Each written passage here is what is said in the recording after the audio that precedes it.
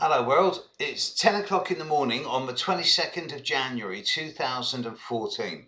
Today I want to talk about some practical astrology. I'm going to do the words first, then I'll do the teaching.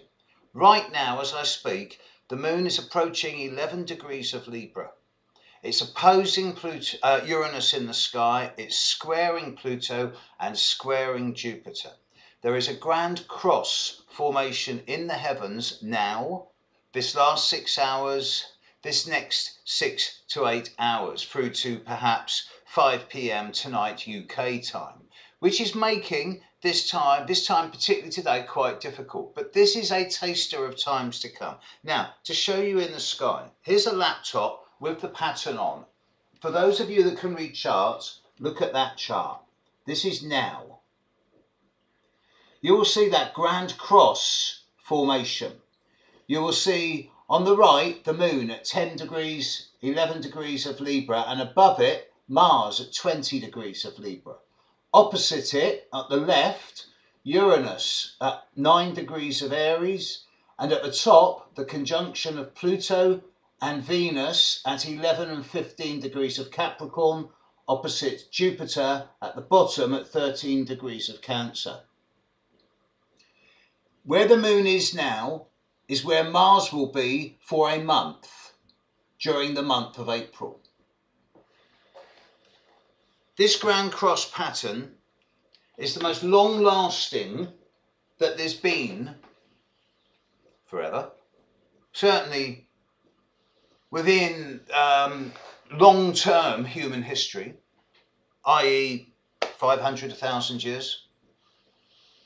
And certainly it's possible, it is one of the top 2 or 3 most significant moments in terms of concentrated and compressed change. As I was saying to someone yesterday, when I see a pattern happening in the sky, when I see a big conjunction, opposition, T-square, or even Grand Cross, and I look at it in my clients' charts and I see it affecting 1 in 12, 1 in 10, sometimes even 1 in 9 people, and I'm thinking, wow, that's big.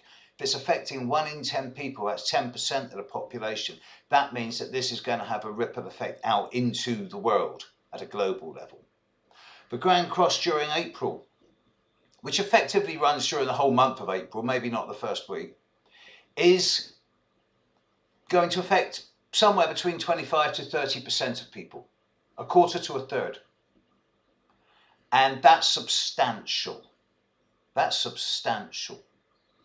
So I said this before, I'll say it again. Mid-April 2014 is in many ways the time of resolution, of revelation, and of outcome, result. Revolution, revelation, and result, yes. And just in recent days, I've started seeing on the websites and on YouTube and things like that, stuff around April financial meltdown, American dollar collapsing, blah, blah, blah. Believe me, it's not. If a financial meltdown is on the cards, and it's likely, more likely than normal, even in these crazy days, it is not just going to be the American dollar. It may well be that the area of manifestation of this Grand Cross in April is going to be financial, but it won't just be financial. It can't be. If this were in fixed signs or immutable signs, I'd be saying, okay, single field.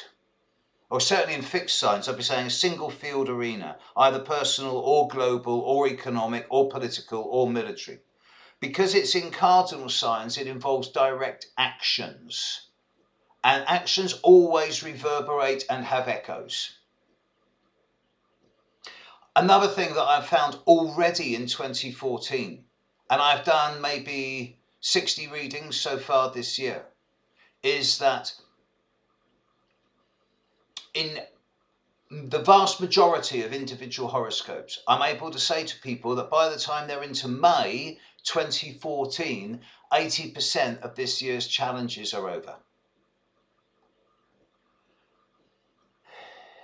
I'm brewing up for this one. I'm deliberately been keeping quiet about it, but I can't keep quiet about it no more. Mid-April is going to be one of those times that's going to change things forever.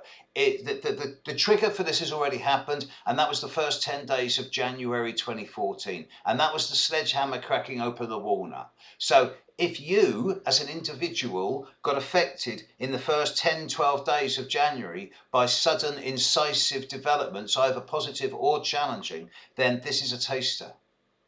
And April is brewing. So more on this over the coming few days and weeks.